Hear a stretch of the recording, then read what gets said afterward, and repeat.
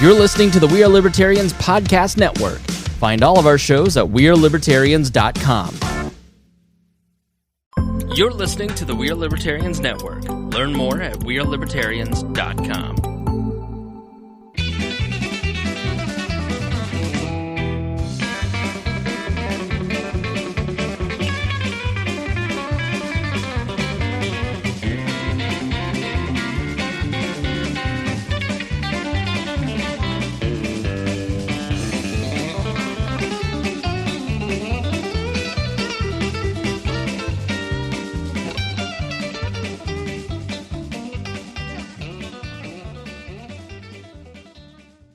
Welcome to the Boss Hog of Liberty podcast on the We Are Libertarians Network. I'm your host, Jeremiah Morrell. As always, I'm joined by our co-hosts, Dakota Davis and Clay Morgan. Welcome, everybody. Hello. Hey. Our show is about our lives in rural Indiana. It's a show about folks who are interested in politics. We promise that our episodes are going to be a fun and easy listen. We interview people who are influencers, elected officials, political experts, and folks we just find interesting.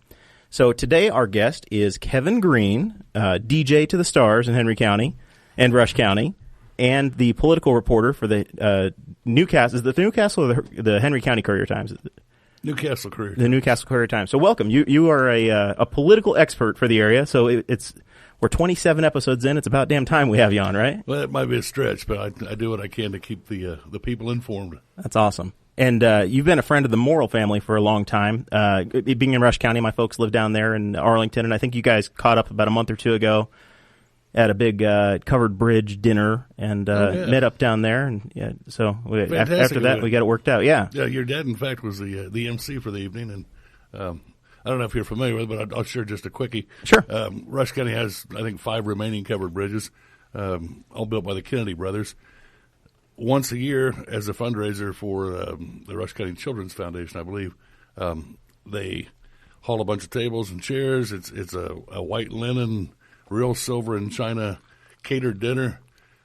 Eat right on the bridge. They close down traffic. They shut down the road. They string the bridge with lights. They have an entertainer over playing a little acoustic guitar and have a few craft beers and some wine available in a silent auction.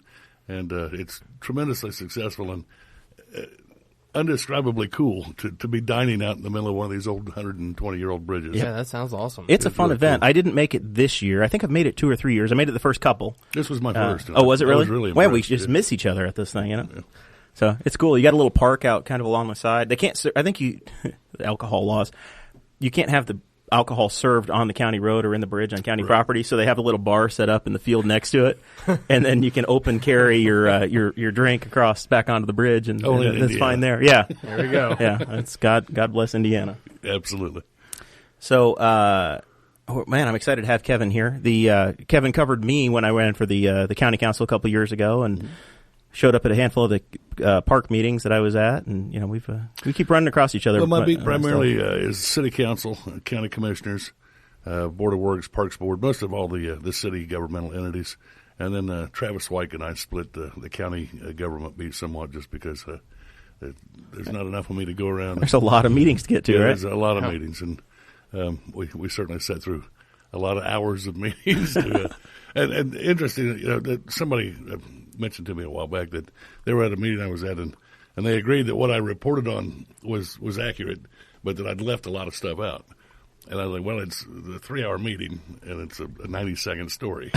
You can't keep everything everybody said about every subject in the story, or it's going to be a 3-hour read, and that's a small novel. It's not a newspaper. It's up to them if they want to come and get every nickel of it. They can come out with their recorder too. But for $1 a day, you give them the summary, and we do what we they can ask questions from there, right? Highlights, and we have to kind of make a judgment call. What is the most significant thing that happened? What's going to have the most impact on the citizens of the community? What do people actually want to hear about? Like with the large trash, like that's a big issue. That's a big deal. Here. Yeah, I used to be an editor down in Rushville, and I'd tell my, especially new reporters, I don't want a minutes of the meeting approach. If I wanted the minutes of the meeting, I'd call the next day and get the minutes of the meeting. Yeah. I want what's the big deal? What was the big deal that took place?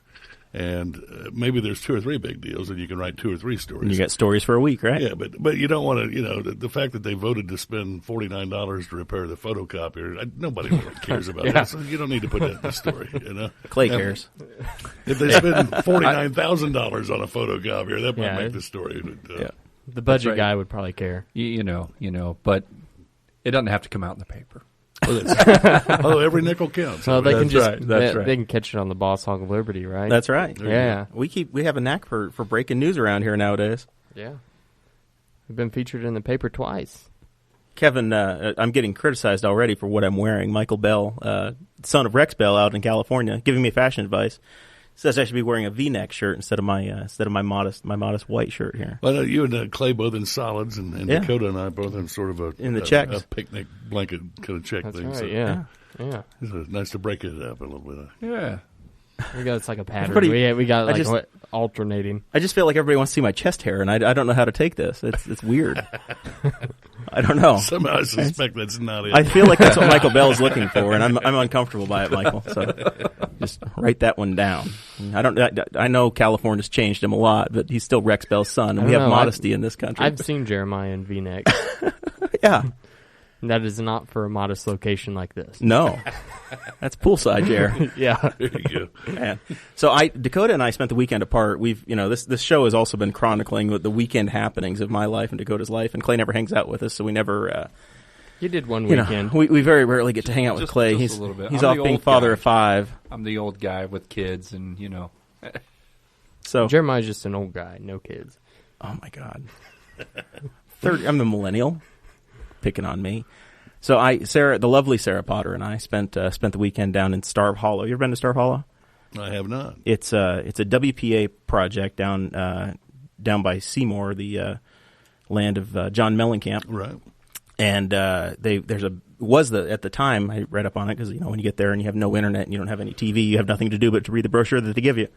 It was the largest man-made lake in the state of Indiana. It was built in the 30s, I think. Oh, wow. And then it was a BPA project, so they've got all these pine trees and stuff. So it was like going out in the Black Hills. You got of South Dakota or Wyoming, where you got pines everywhere, and they're all 70 or 80 years old now. He's messaging us as Audrey and I. Once a day, as I'm able to get a picture or something out on my phone. He's constantly sending pictures, and he's just like, "It's gorgeous out here." It was really nice. Yeah, there's so many pines. He kept saying that there's pines, all these pines, pines.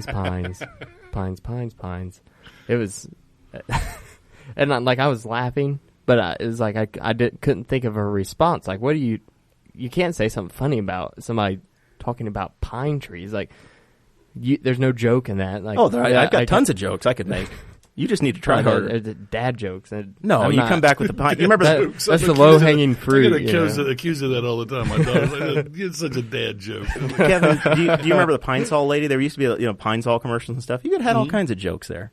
You're just not old enough to know what the jokes are. No, I know. That's the power of Pine Sol, baby. Exactly.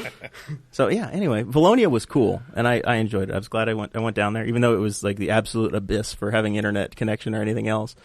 Couldn't send a tweet to save my life. Very disconnected. And then you were on fire to buy a camper. And then, all year I've wanted to get a camper, and my parents had one growing up. My grandparents had one, and I've got the boat. But at some point, I'm gonna have to bite the bullet and go buy myself a little travel trailer. I've got the Tahoe for it, so I need a camper. Because I am too old to sleep in a tent. I'm not really into the tents. I think you're always too old to sleep in a tent. I don't think that there's an age where you stop. Like it's just bad. Like no one actually goes out to sleep in a tent and goes, "Man, I really enjoy sleeping on the ground." This is true. I bought mine. I think you're right. I bought my tent probably 3 years ago. It's been used 4 times. 3 times for the 4-H Junior League completion trip, and then Aaron Ewert used it last time. Yeah, he slept in the car, and his kids slept in the tent. So I don't think anybody over the age of 18 has slept in my tent in the 3 years I've owned it. Wow. So that's what tents are for. All this right in time for the Weinstein allegations or. Weinstein. You're not very good with Jewish names, are you? I'm really not. But despite my Jewish heritage, I'm horrible with it. Davis is not a very Jewish name at all. Honest truth is, in Indiana, we don't have a lot of Jewish people, especially out here. Not a lot. No. I think there used to be a Jewish synagogue in Muncie, and they all left, so it's just empty. It's on the There south is side. a building in Dunreath that has a big Star of David on the roof. Yep. I'm not quite sure He's why. he's a really old man. I grew up in Dunreath, Okay. and so he just sits out all day on his porch and he smokes a pipe. You know, that's Used like to sell rocks. sell rock. Is that the same guy? Maybe That same building that I've been driving through there for 30 years, and it used to be big, different kind of like landscaping rocks that you might use in a garden or whatever. I don't think I remember that, but that's He's very not talking possible. about the slang term rocks. Yeah. Yeah. No, none of them are $10 or anything. Not a Connorsville rock.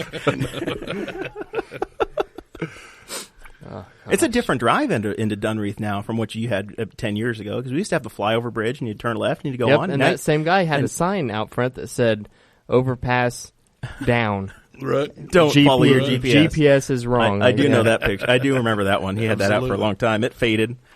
So, yeah. I kind of miss not being able to just drive right on Yeah, through. you skip right on over. Yeah, because now, especially if you're turning left there at 40, heading towards Knightstown, sometimes you can wait a few minutes. Yeah. Oh yeah. We've been Pretty busy. oppressed. The state of Indiana should have spent that $8 million on that bridge. I would have had a bridge so where you are too, and we would have had, we would have saved 15 seconds a day. Our life would have been much better. Yeah, could have been so much better. Man, really, I'm going to blame Tom Saunders, really.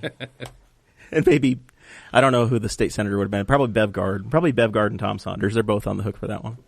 So Dakota and I spent the weekend apart. You were down at your summer home, being In Brookville. the upper middle class man you are, with your travel trailer, your camper down that way. Yep. What you had a big annual tradition, right? That was the this past weekend was trick or treating because You get that out of the way early. yeah, well, the campground closes, like closing weekend is Halloween weekend, so they always do it a couple weeks in advance. And They kick you out of your own home, well, they shut the water and the electric off, so pretty much, yeah. so you're done. Yeah, you're done at that point. I mean, you can still stay there, and I think that the clubhouse still has water in it, so you can take a shower up there. Like, who wants to do that? Like, You got to it bring still a generator. has no electricity. Like, but I mean, I guess I thought I was roughing it without we could 4G. really, yeah, we could rough it whenever we go hunting in a couple weeks. Yeah, I mean, we're gonna be right there. Let's just stay the night, we could talk about it. and we would have Offline. the entire campground to ourselves, offline. Perhaps. I've got a battery, like a There we deep go. cycle marine battery. You're embarrassed. We could run lights. You're embarrassed of playing Minecraft with me. No, and now I'm you're not. embarrassed of going hunting. Is that what I'm getting? No, not that. Oh, that's It was not just you don't want me trying to. You've tried to Yeah, plan we stuff don't with want. me. Yeah, we don't. Do you want that. Do you really want to go Never down that mind. path? You're just gonna Absolutely ruin not. all of the patrons that are listening. It'll be an entire hour of Jeremiah planning out by the minute. Yeah. Okay. We should have the fourth one killed by 5 o'clock, and then we can go. Yeah. That almost sounds accurate. Like he's already planning it. There's no stopping. So you have in the show notes that you dressed up as a pint of beer. Yeah, we went to for Meijer. Halloween. We went to Meijer to pick up some groceries, and like we walked past the Halloween costume section, and I was gonna buy a T-shirt, like, because I didn't have a costume. I was just gonna buy a shirt that said "Trick or Drink," like funny, whatever. And, Really trying hard there, buddy. yeah. And then I saw this costume, and it was a pint of beer, like a pint glass, like what I have here, and It's great for the podcast crowd. yeah, you put it on, and I was like, that is awesome. So I bought it. It was like $20. I'm like, doing it. It's good for years. Yep. So then I buy it, and we start handing out candy and everything, and it's a bunch of kids running up getting the candy, and this little kid jumps off the back of his parents' golf cart, and he's wearing a costume that is a slice of fried bacon. So it's just a slice of fried bacon. Sounds like Lady Gaga. Yeah. And I went, "Hey, Bacon Man," and he goes, "Sprite." That's exactly what I am, kid. Yeah, it was hilarious. I laughed so hard at that. Oh my gosh. Yeah, that was the trick or treating. Then we went up to the dance, and I had bought all kinds of drinks for the night. And I'd bought Aftershock, like it's like a cinnamon menthol whiskey. A menthol whiskey.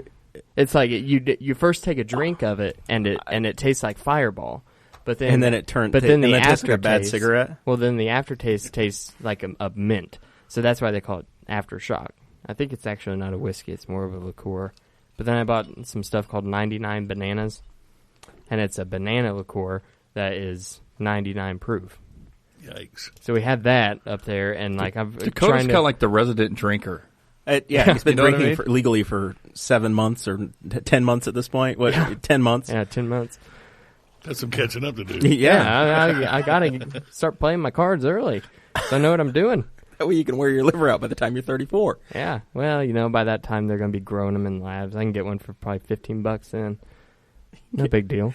Get one. It's shipped to you on Amazon and Yeah, put it in on the it weekend. just they come with a drone that like just sprays knockout gas in your face, cuts your back open, sticks it in.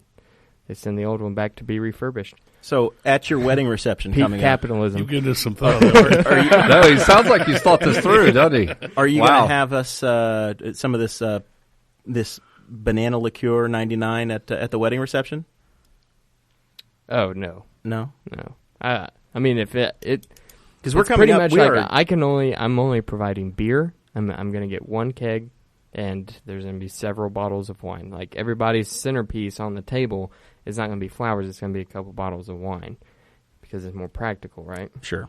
That's the way we think. And so that's all that's going to be. But if anybody else is like going there intently to party, then that is fine, and you can bring what you want. Kevin's going to be playing good dancing music all night long. Absolutely. So it's bring your own hard liquor basically is what you're recommending. Yep. All right, cool. Now I know that now. There you go. I can't wait. I'm going to bring you all the fruity stuff you want. The fruity stuff? Yeah. That We're gonna give banana you a one was hand of- like yeah. particularly horrible. It was disgusting. it tasted really bad. What do you think we're going to get? I don't know. I was kind of hoping it was going to taste like the bananas that you get in that fruit candy mix. You know what I'm talking about? Runts. Yeah. Runts. Yeah, I thought that's what I was hoping it was going to taste like. It was nothing like that. You know Jason Thompson, who works with me. Yeah. He loves the artificial banana powder, like that. That you have in a milkshake, like a Dairy Queen milkshake or whatever. Really? It's disgusting. I couldn't do it. Jason He doesn't like the real. He doesn't like Jason's a strange eater. Like we all know that. It's just an accepted fact at this point. Yeah. So all right. So let's get into this wedding reception a little bit here, Kevin. All right. What's the typical first dance, whatever, and all that. But when you actually get to open up the songbook and you're going to go and you're going to start to have some fun, what are we playing at a wedding reception? Because I have some songs that I thought he would appreciate, but I want to hear what you typically do, and then maybe see if we can get some stuff worked in. It varies a little bit. The first thing I do, particularly during what I call gravy time, which is while everybody's eating and socializing before the dancing begins, even before the little ceremonial aspects like the garter toss and the bouquet toss. I survey the crowd to kind of try to get a feel for how fun they are. Yeah, what I'm up against. If it's an older crowd or a younger crowd, or if dress will give away certain socioeconomic indicators. You get a country crowd, you see a lot of cowboy boots and hats, and you're going to play a little more Luke Bryan and that sort of thing. But after we've got everything out of the way, assuming it's a relatively younger, fun-looking bunch, I frequently kick things off with Celebrate, the old Kool and the Gang tune. And it pairs very nicely with like Brick House or Play That Funky Music. Yeah.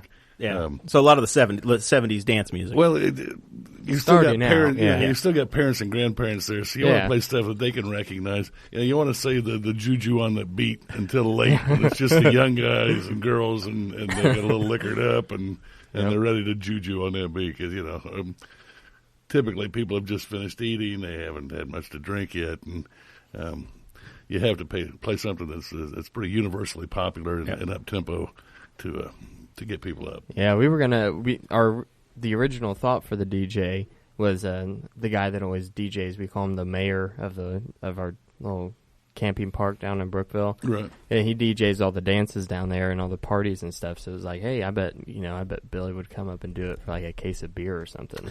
And that's all Kevin wanted, right? For the wild turkey. There you go. That's reasonable. So it's all the way to Springport. You got to get you two of them. That is a pretty good haul. Yeah. I mean, he's coming from Brushville, damn it. Yeah. I asked him, and I asked Billy, and he said no, absolutely not. I was like, really? Why not? He said that one time he had been he was DJing a wedding, and his equipment cut out during the father-daughter dance. Oh man!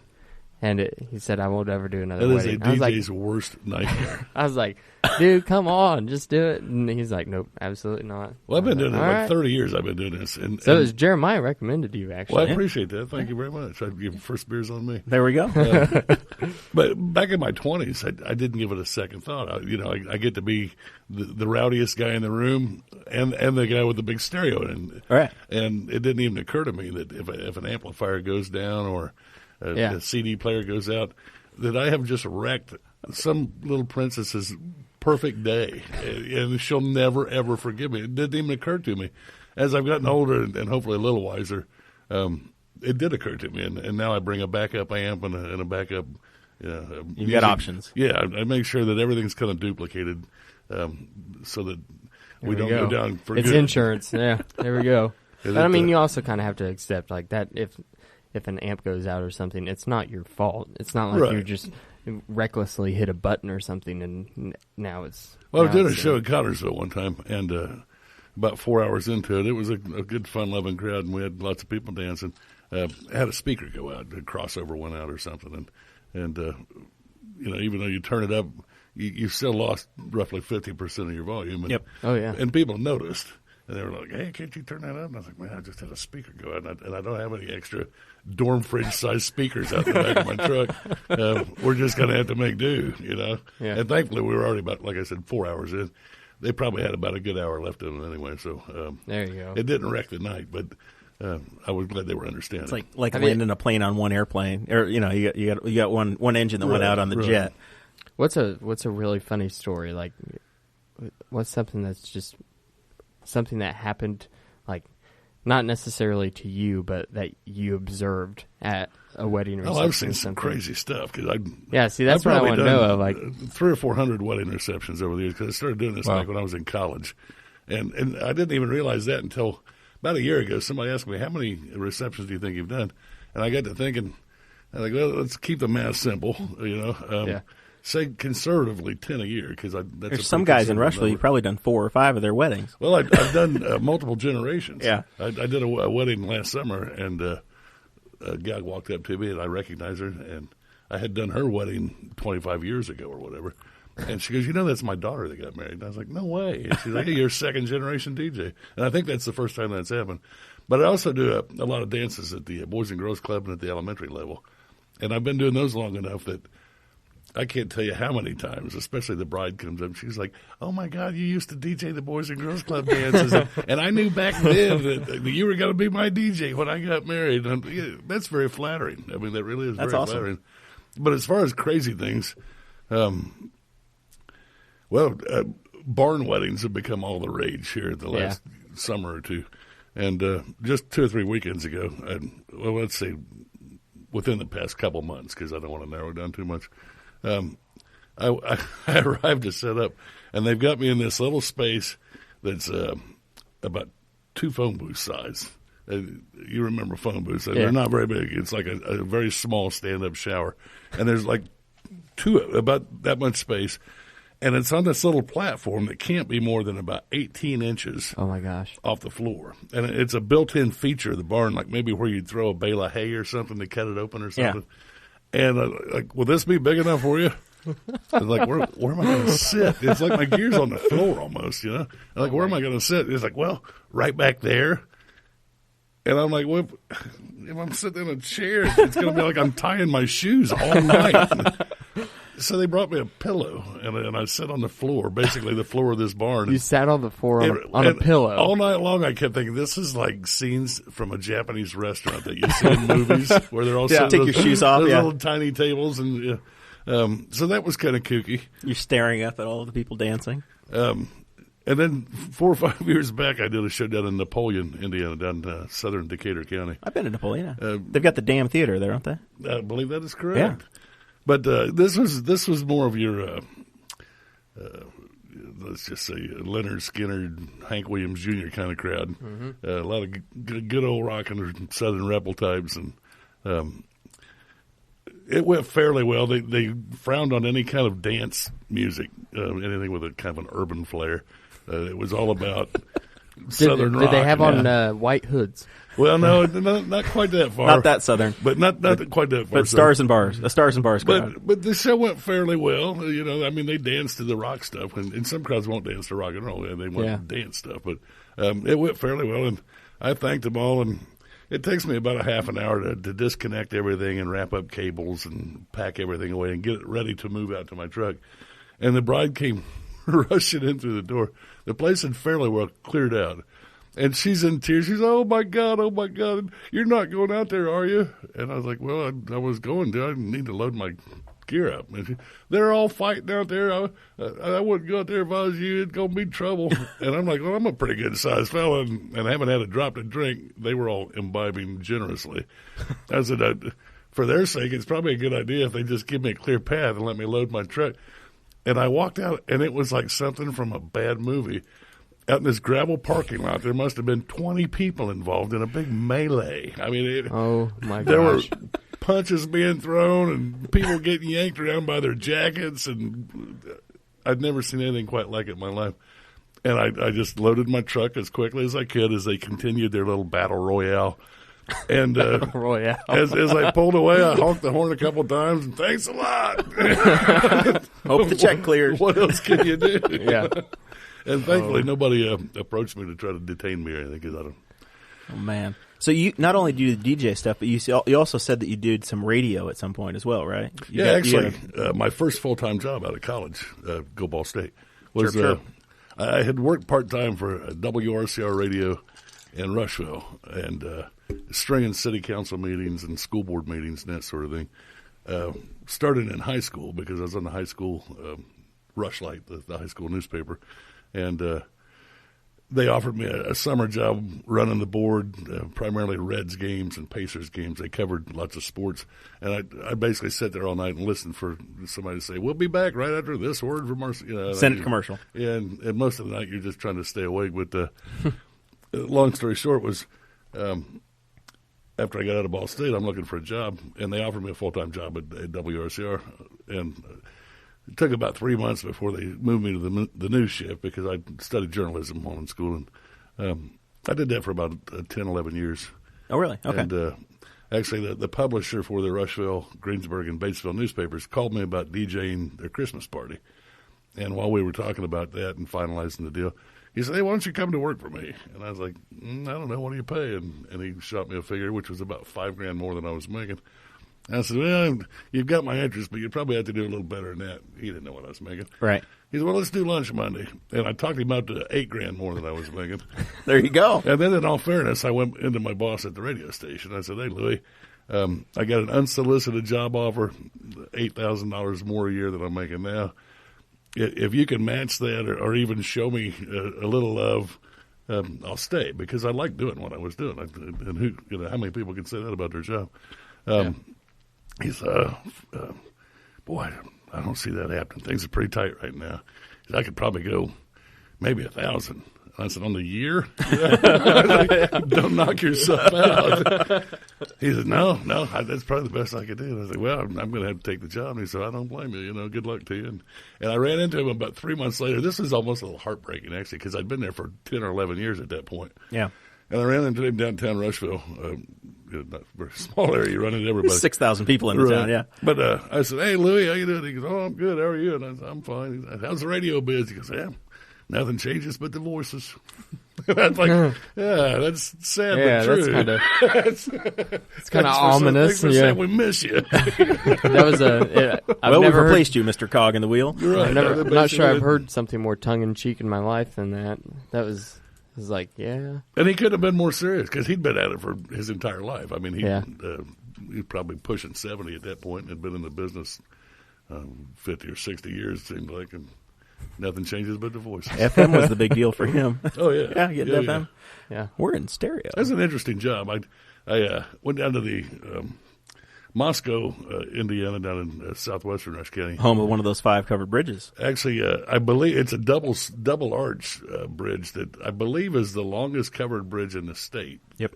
And like the third longest in the country, if I'm not mistaken, and I might be, but it's a big long bridge. Yeah. That one was destroyed in like 07, 08, somewhere in there, and then they rebuilt. had a tornado completely knocked it down, and Mitch So Daniels it's been came rebuilt down now, though? Yeah, Yeah, they it's there again. rebuilt it, and I It's a believe great it was bridge. rebuilt with private funds, with donations, and Yeah, I think so. Wow. And they tried to bring back like the same. Obviously, the Kennedy Gonna brothers bring went around, but Gonna bring similar. a tear to my eye. Yeah, Most libertarian thing I've ever heard. well, about Who will 70% build the of it was using the original lumber and timbers and Yeah. arches because they were able to pull all those. It basically just lifted it up off its pillars and dropped it in the river about 60 feet below, and they were able to salvage a bunch of it. But they had a festival every year for about 15 years. And it invariably was on the hottest, most humid weekend of the summer. Of course. So wait- Why would it be any other that's the way way? almost every Indiana festival Yeah. feels, right? Well, they sent me down to do a remote broadcast for like a 4-hour stretch one Saturday afternoon. And one of the things I had to do was a chicken pull, which is just like a tractor pull, except little bitty sleds. chickens. And they hook them up to chickens. And I'm doing my best to do this as legitimately as I can, you know. And one of the chickens... Oh my God, you're choking the chicken. One of the chickens took about 3 or 4 steps and fell over sideways. I don't know if it was dead or if it just fainted.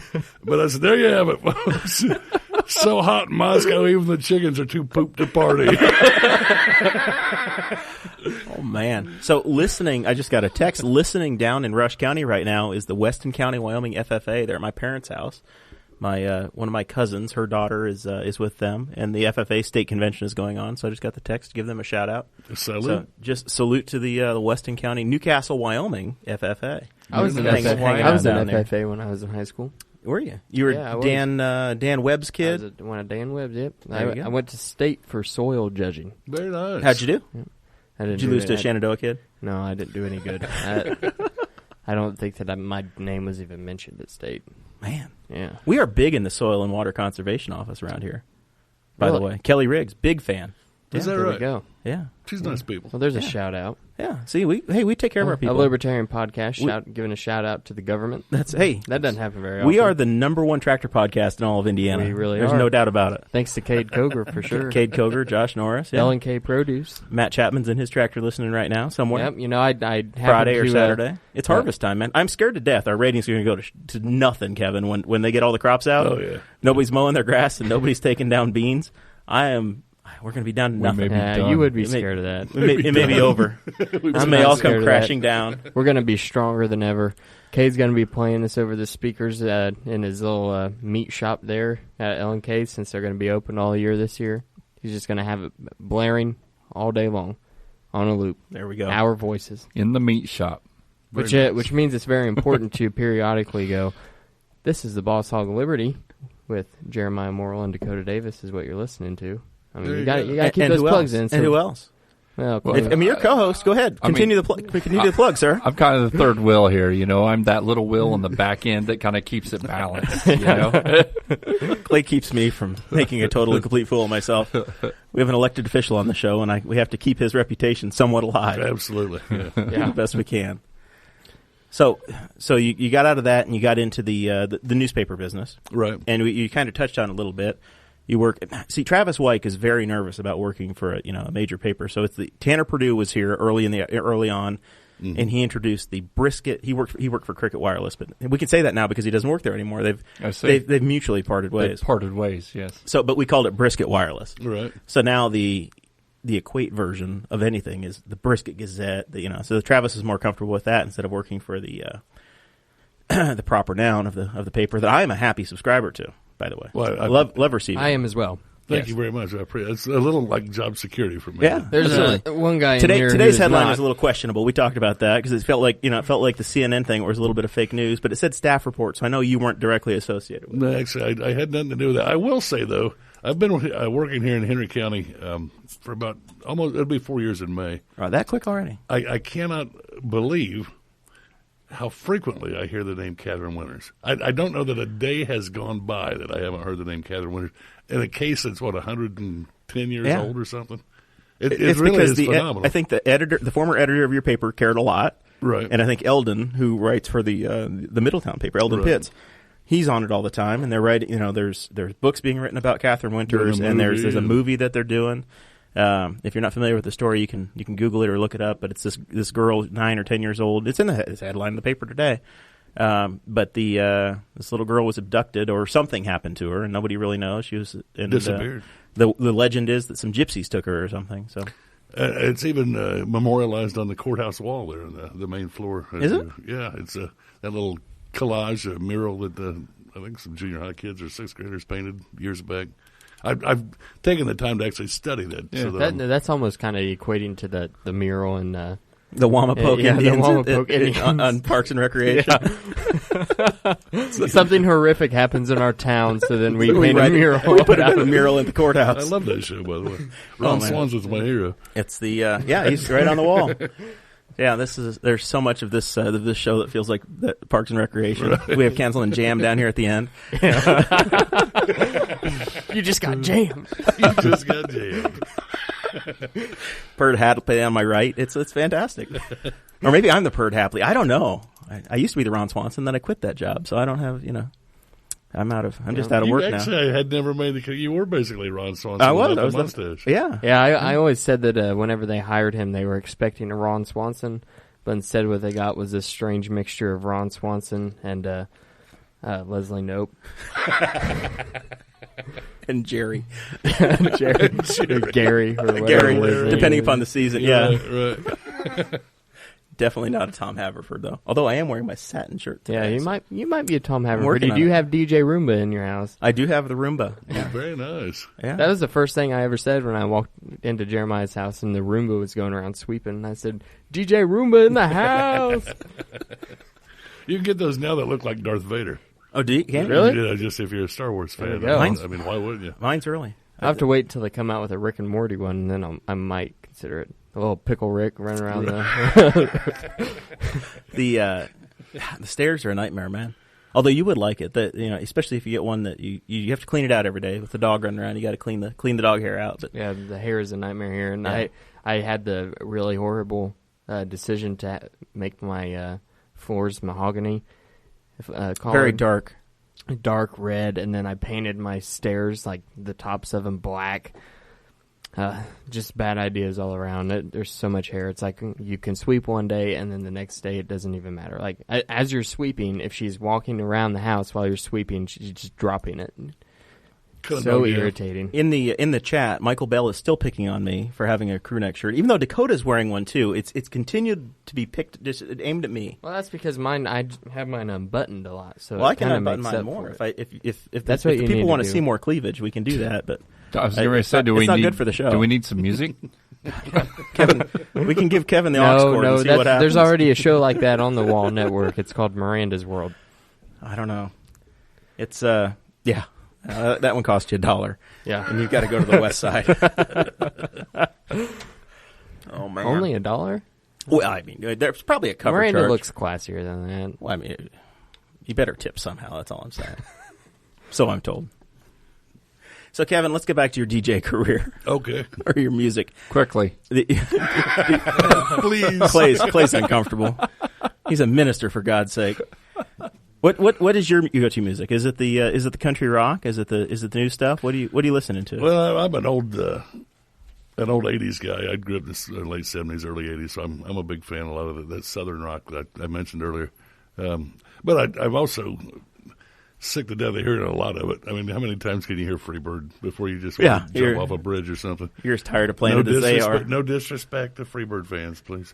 But I'm a few years back, somebody turned me on to a band called the Steel Drivers, which at the time Rushville. Chris Stapleton was. They played. Yeah, they played the Rushville. amphitheater down there. Yeah. It's a bluegrass inspired. It's not traditional bluegrass. A friend of mine who is in a traditional bluegrass band calls it crabgrass.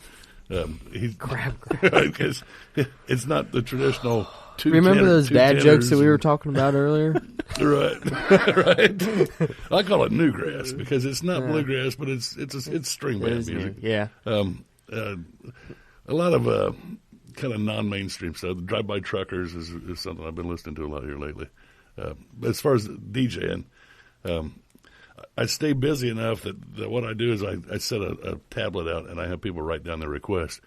And if it's something I don't have, thanks to modern technology, I can pull it up on my phone. You play it off jack YouTube in and go and good to go. Or just go to iTunes and download it. Yep. And then I've got it as part of my permanent library. Because back in the old days, you didn't really know what people wanted to hear. And you go down to a Danner's. You remember Danner's? I have no idea what you're talking about. No idea. You remember Danner's? Man, I am old. I'm not from here originally. Well, it was a family-owned, sort of a Walmart or a big okay. house, but it was a family-owned, kind of a regional Kind of store. like Walsworth and Woolsworth. yeah, Walsworth and Oh Brother Where Art Thou? Yeah. Although that was And a national stay chain out at of the time. Walsworth. But you go in and they'd have a display of like the top 45s, this week's top 40. Right. And I go back far enough that I was actually 2 turntables and a microphone when I got started. You'd recognize some of them living here in Indiana you'd never even heard of yet. Yeah. And they were hits. They're not on the radio because Right. they were played in L.A. or New York or Memphis or something. Exactly. And I'd end up buying 8 or 10 records in an effort to stay current. And then I'd only get asked to play 3 or 4 of them. And the rest would just collect dust because they never did quite catch on around here for one reason or another. Even though they Do were you big still have hits. them? Still have All my old vinyl. I had about 5 Peaches record crates, these big album devices, and I sold them all to a pawn shop for 10 cents a piece. So if you see an old vinyl album, somewhere on the jacket cover it will say "Stolen from Kevin Green," because that's what I used to write on all of them. I figured if anybody had it but me, they stole it. They've stolen it from Right. you. They're everywhere. There's a ton of them out there somewhere. I love that. That's hilarious. Stolen from Kevin Green. Check the Rushville Goodwill about once a week and see what you can find. That was actually it was called Beaver's Pawn Shop down in Rushville, and Beaver's Pawn Shop. Beaver. Hey, welcome to Beaver's Pawn Shop. He had a cat that ran around in there. And he never had a sweeper. It was kind of. It had that Beaver's Pawn Shop smell. Yeah, not exactly Pawn Stars. No, it wasn't by a long shot. But I'm happy that the technology has allowed me to narrow my focus and save me a lot of money. Absolutely. Yeah. As you mentioned, if I'm on the spot and it's a song, somebody asks me for a song that I really don't think I want to spend $1.24 on, I will go to YouTube and just Now YouTube. Audrey and I don't disagree on a lot of things. Like, we have very similar opinions and just about everything, except for music. Like, we have vastly different tastes in music. Because I listen to classic rock a lot. I'm into metal music, just alternative things, Irish, whatever. She is more into modern, like whatever they play on 99.5. Right. You know, like more your booty shake pop stuff. yeah, Right. not me. No, I'm not that guy. I'll dance to it after I've had a few beers because it's fun. But if I'm like driving or just listening to things and I still buy CDs because I'm that guy, then those are the CDs I buy. And I've only gotten her to give on one song for the wedding, and that's the song that we walk out off of the stage. That's all you've narrowed down so far? Yep. Well, that's all I've gotten. Like, she has everything else. Okay, I got you. And I got to pick that one. I got you. So what is classic rock to you? Like, are we talking 70s or are we talking like Mr. Big from 1990? What's classic rock? No, it's not 90s music. Like, 90s music is what I considered just regular rock, or that's just regular music. Like, that's what I grew up listening to. AC/DC because that's what my parents listened to. My parents graduated in 92, so. Wow. Yeah. 82. My dad I thought graduated. that was old. Yeah, my dad graduated in 77, 79, somewhere in there. Yeah. I had my daughter and That was 77. two of her teeny bopper friends in the giving them a ride to the movies or something, and Fleetwood Mac Dreams came on, and one of my daughter's friends, Jessica, was singing along, knew every word. And I, when the song was over, I was like, "How do you know that song, Jessica?" She goes, "Oh, I love the oldies." That's not the oldies. Elvis is the oldies. That was Fleetwood Mac. That's not the oldies. Well, I was giving Audrey a hard time today with Dakota and Sarah, and said Audrey absolutely forbid me to give a demand. I've been telling her for weeks that you were coming on, and I was going to have a demand list of these are the songs that I need you to play for their wedding. And I said, "Damn it, he's going to play Wooly Bully for you no matter what." And Dakota's like, "What the hell is Wooly Bully?" No. No, not a clue. I didn't say that. I said I don't know what that means. Yeah.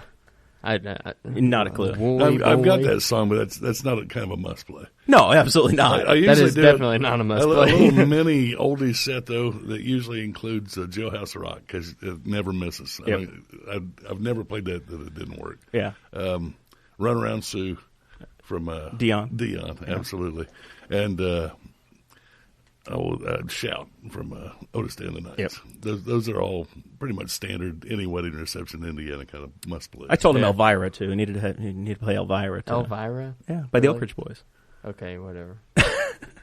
Just not Wooly Bully. It's forbidden. Strike that off your list All now. right, I'll put that on the do not play. Yeah. Oh, we'll have a good time. Yeah, I'm looking forward to it. Thinking that I thought 90s rock was classic rock. Now, one of the things I have noticed You guys. that represents a bit of a change, people who are getting married now have grown up with iTunes and being able to create playlists. Yep. And where I used to 10 years ago, when I'd say, "Are there any songs that are must plays?" people would give me 2 or 3 or maybe 4. Now you get a dozen that they demand. Well, I did a wedding here a while back, and They had it laid out like they. It was pages. I mean, they were. I still burn things to CD because I like to be hands on. Yeah. I feel like kind of like driving a stick versus an automatic. I feel more engaged when I'm pushing the buttons.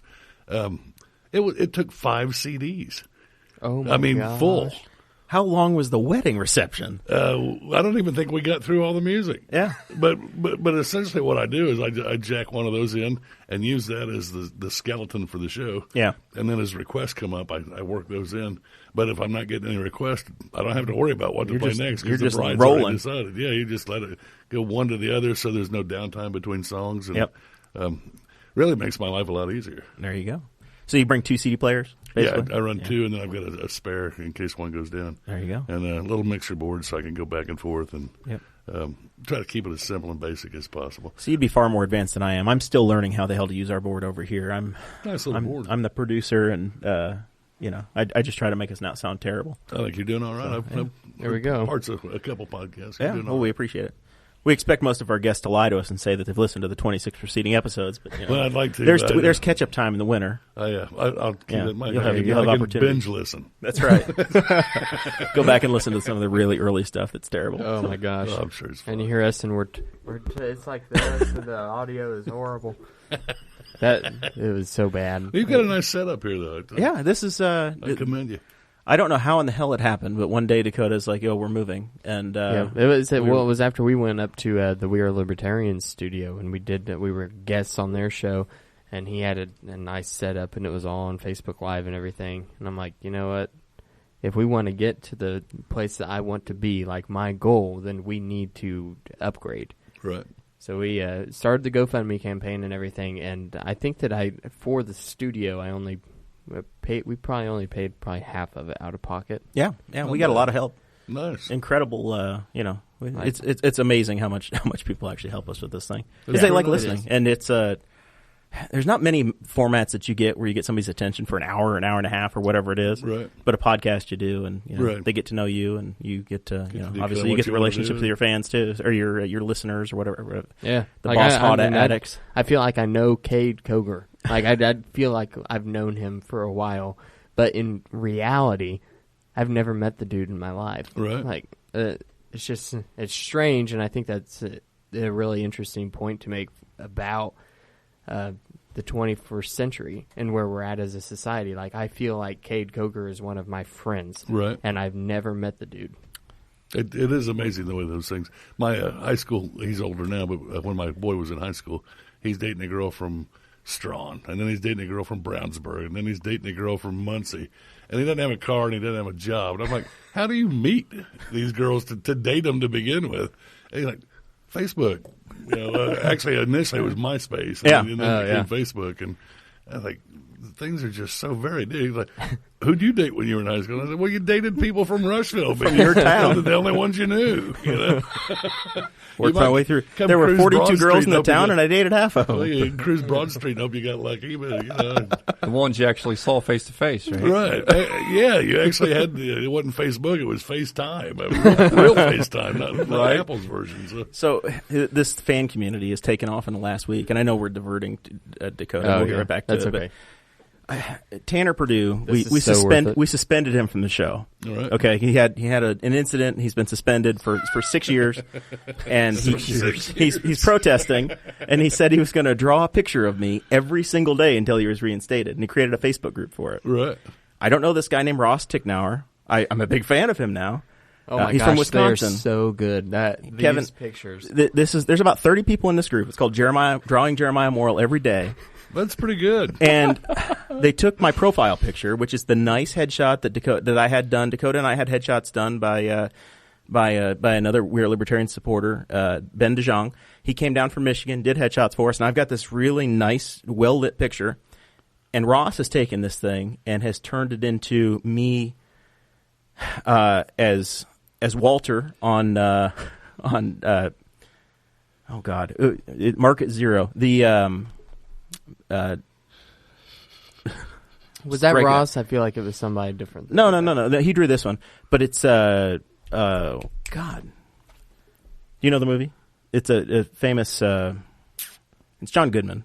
Oh, you're talking about the Big Lebowski. Yes, it's Big Lebowski. Yes, Walter. Yes, Walter, the Big Lebowski. Yeah, so that's what that John is. Goodman's character. Yeah, and then there's the meme guy or whatever with the glasses. Deal with it. Yeah. Right. There's me with what I assume are pockets, Kevin. I don't know Let's hope those what are what that is. It's a very impressive. There's me playing peekaboo. I mean, the drawings are very good. I'm going to get them framed. They're going to be in the studio, most of them. It reminds me a bit of the old Can You Draw Blinky the Deer or whatever that was on matchbook covers. Yeah. If you can, you might have a career in the Art Institute. And then this is one. This is see if you can figure out what this is from, Kevin. It's a picture of me with these circular glasses, and it says, I've already got it figured out. "Is you or is you not my constituency?" That's straight from Mo Brother Art. That's exactly right. My favorite movie. Oh, is it really? Absolutely. That's Another Coen Brothers definitely one of movie. my So yeah, favorite movies, too. both of those are Coen, right? Right. The Big Lebowski, Right. and yeah. Man, I'm sorry. Is you or is you not my constituents? So, A lot of great bluegrass and Appalachian style music in that movie. yeah, absolutely. Yeah, really. There's only one picture Tanner actually drew, and I look like some sort of an ogre. So, if you guys are listening, find that group, and you can draw a picture of me if you want to, or Clay or And Dakota. what's it called? Drawing a picture of Jeremiah Morrell every day. And I'm going to look it up. Drawing Jeremiah Morrell every day until he lifts my BHOL suspension. There are 26 members. That's very nice. So I'm not much of an artist, but I think There I'll have give been it a shot. there have been people that have actually requested to join this group, and to me that is the funniest thing that could have happened. Your claim to fame. every day I look at this thing and just go, I always hope Gary Varvel will draw me someday for something. The other day he says it's getting a little carried away. Yeah. Some of those were really good, though. You have to give him credit. Yeah, I'm impressed. Chris Spangle drew one. It was terrible. Yeah, he that gave was me really 5 bad. chins. I don't know why he doesn't like me that much. Yeah, and somebody even pointed that out. They said the extra chin seems kind of mean. Seems a little too mean. Working on that, man. I'm trying to shrink down. I don't know. So, Yeah, all right. My girlfriend's got me eating a lot of rabbit food and stuff that looks like you'd squirt Roundup on it. Your food's food. Yeah, growing up in Indiana, salad's basically iceberg lettuce with some maybe croutons and cheese or something. And Yeah. none of this stuff looks like iceberg lettuce. It's dark. Are you eating kale and spinach and? Yeah, and some of it's kind of purple looking, and I don't know what it is, but it's not It iceberg sounds lettuce. horrible. Yeah. I told him at the office the other day, this healthy eating is going to kill me. Yeah, I haven't had. Sarah and I changed it up to the South Beach thing at the end of August, I guess. So I haven't had a donut or a piece of bread or sugar or a potato since Is like that one of 1st the of low September. carb things? Yeah, Right. yeah. Still doing it. Oh yeah, I'm wearing shirts. This shirt Are here you is still I've doing had for about keto? 5 years. Nope. Yeah, Me this is either. just me now, Clay. Wow. This is it. So I'm still drinking the vodka and club soda with lime. Still on it. I'm I stubborn. have like 2 liters of club soda and a bunch of vodka. which I don't drink either of those. He's just got it partitioned off for me. Oh, All right. Dave, I'm actually got water. I don't There know you what I go. was thinking. Oh, yeah, you're Well, welcome. I've yeah. got to drive back to Rushville. Oh, I Yeah. sent you that picture. I mean, I got some Milwaukee's Best down there. I got a Little King's, a Mickey's Fine Malt Liquor. Since we've added the cameras, everybody's nervous about drinking on camera. They're like, they're That just wouldn't bother me. some guests have been nervous about the few. the appearances. More What else? so the Dakota's drinking elected a craft officials. beer of some kind. Yeah, Dakota, you got three. Is it 3 Floyds or something, Dakota? No, I can tell by tonight the color. I'm drinking Flying Monkeys Smash Bomb Atomic IPA. Right on. It says, man-made, madness crafted, barely under control. It's actually really good on the international bitterness units. The scale. IBUs. Yeah, it's a 72. It's quite bitter, but I really like IPAs. And You're the I'm one. more of a porter and dark brown. Yeah, porters ale and kind of stouts guy. and stuff. That was, when I was on that game, that was my thing too. Right. I like a I Guinness. did get him to do an Irish car bomb. I did. Yeah, I He cheated. did cheat I cheated a once. week and a half ago and had a Guinness. And then he woke up the next day with a splitting headache. That's There were a an lot of extra reasons why I had stout. it. The Guinness is an extra stout. Yes. I just ran across some the other day that's a export stout. The Guinness export stout, not nearly as Milky or oily, motor oil like. I mean, it's not near as thick and Doesn't have chewy.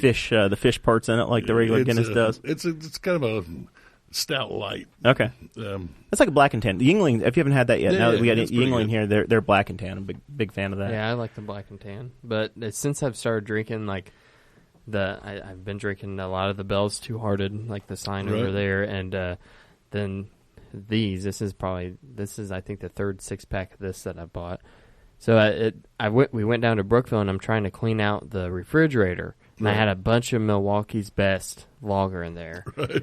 and I had like 15 of them, and I'm like, oh my gosh! And so I just cracked one open, and I'm like, that was absolutely disgusting. That was the grossest thing. I'd rather have water. Yeah, so bad. And I'm like, okay, well, I'm just going to keep these in the beer fridge downstairs and And offer hope them to to give them away. everybody that comes on the podcast. There you go. Kevin, do you want some of his bad beer that he does? Well, he offered me one earlier. I was like, nah, I'd just drink water. I feel the same way, though, about Coors Light and Bud Light. Oh, yeah. no. 4 or 5 years ago, a few friends of mine, I went to the Indiana Brewers Guild Winterfest up at the State Fair, and there were like 63 breweries represented, and they all had at least 2, and some of them had as many as 8 or 10 beers. And they give you this little 5-ounce mug to sample beers Yeah. with. And you think when you first get there, it's like, what am I going to do with that? But then you think there's 63 breweries here. They've all got 4 or 5 beers each. And Yeah. by the time you make your rounds, it's probably a good thing that it's not any bigger. But, Yeah. but That sounds like a lot of that fun, was the really. beginning of my beer snobbery. Yeah. And we didn't know, but people that go, those what are these big like pretzel necklaces? They take a string and Yeah. so that you get something to cleanse the palate a little Yeah. bit. And now we're old pros. Yeah, one of now. We my do one of these my things all the time. coworkers actually won. He's a brewer himself, at his home, and they had this was, I think, the 3rd year that they had a contest for home brewers at the Indiana State Fair. Right. And he entered 3 of his beers, and one got first place. His IPA got first place. Nice. He had a wheat ale or a pale ale or something that got a 2nd place prize, then a 5th place prize. Be Indiana agriculture, wouldn't it? Yeah. I mean, Well, they're using a lot of Crazy Horse hops over here. Yeah, Thanks, right Tom. down here in Henry absolutely. County. Right. Sun King's using a lot of those. In fact, I think they told I talked to the young Hammer fellow who Ryan Hammer, yeah. Right. One day, he's on my list. He's on the hit list at some point. We're going to try to get him Well, on here. he mentioned when he first got started, he approached Sun King to see if they were interested, and Sun King told him, "We'll buy all the local hops that you can get us." Whatever you can get us. Right. So it's any other. I think they do a hop wet and sticky that you can only buy at Sun King Brewery there at 10th and College. It's made with fresh, wet hops. They don't dry them and pelletize them or anything first. Wow. And you want to talk about a citrusy, that kind of The citrusy, hoppy, right, real hoppy that flavor. you get with those IPAs. Yeah, see, I love that. That sounds right up my alley. There you go. Maybe we have to go this weekend. Yeah, maybe we should. We don't have And Sunday. if you planned. don't mind, I'll share just a little nugget of You beer, go for it. beer information. I didn't know this and found it kind of interesting.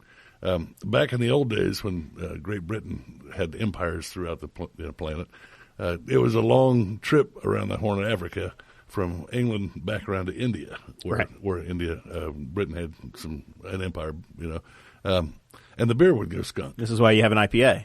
India Pale Ale. Right. It was made stronger with a higher alcohol content and more hops because they found out that there's something astringent in those hops that keeps the beer from getting skunky. Yep. Really? And that's the history of India Pale Ale. Yep. It was to export See, over I to never there. knew that. Right. Yeah. Yep. Well, but now we have skunky beers on Right. purpose. Like the And this Heineken, was Stellas. skunk that was not desirable.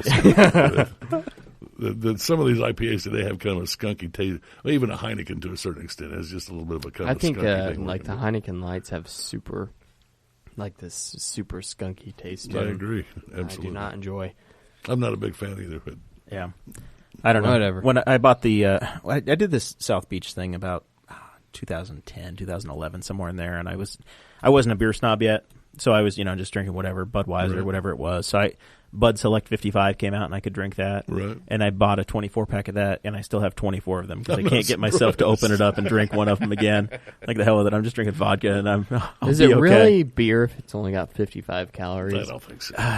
Yeah, I don't know. It's just Well, like, the way they do this. They I've got just add 'em. more water. right. It- They just cut it. I think it's beer. it's probably wine less than a because 3.2 it's beer even. Beer and water. So, anyway, yeah. So we have real news. We had a couple of real news items we wanted to try to cover, and we'll buzz through that, and then we'll get Get back to our beer chat. we'll get back to beer chat. And we'll work it in again some more. So Amazon. This was the one main story that I saw this week, and it was honestly, for God's sake, it's been a slow news week. There's not been a whole lot that's happened. But everybody, about a month and a half ago, Amazon had this pitch where they were going to build a second headquarters. They're based in Seattle, Washington now, and they're going to build like HQ2 is what they're calling it. So they put out a request for proposal to any community that was over 1 million people, and they wanted cultural stuff, and there were all these different keys to it.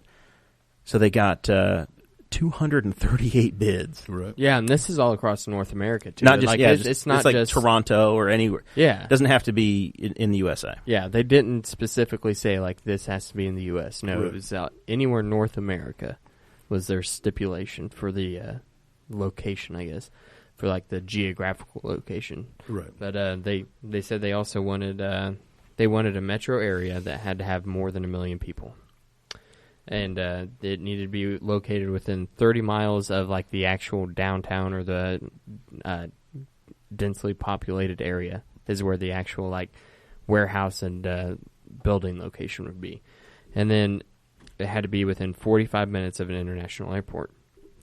So you start reading through all these things, and like you're thinking, "Oh my God, there's not 238 cities in Surely North not. America Surely not. that have an international airport or have 1 million people."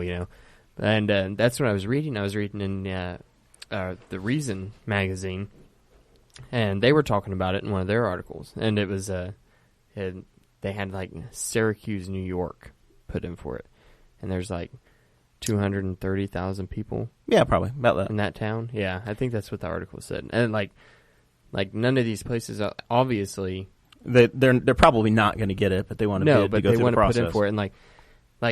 And this is such a big deal for any city that is going to get Amazon to come. It's like this is a huge thing. It's a $5 billion investment, and will end up bringing $50,000 jobs. It's huge. Yeah, I Yeah. mean that's a big deal, and any government official, any governor or any state senator or state representative knows that 50,000 jobs means 50,000 people that they can get tax revenue from. Sure. Well, and then they're going to spend money, and you're going to have a multiplier. So if you Yeah, got 50, I mean, can you imagine, Clay, if you got 50,000 jobs in Henry County, what that actually would turn into as far as huge. jobs? Oh, it'd be yeah. crazy. It would be Yeah. it'd be 300,000 jobs. So would churn out of it, or 150,000 or whatever. Well, that was the big thing. Does Indianapolis applied for it? Right. We put in a bid, and a lot of these areas that put in for it have some of them have. I mean, they're throwing money at it. They're creating advertisements for themselves. They're creating YouTube videos, websites, things, and they're sending it to like the Amazon board of directors. So there's these cities and towns are spending thousands and thousands of dollars just to market themselves more proficiently, right?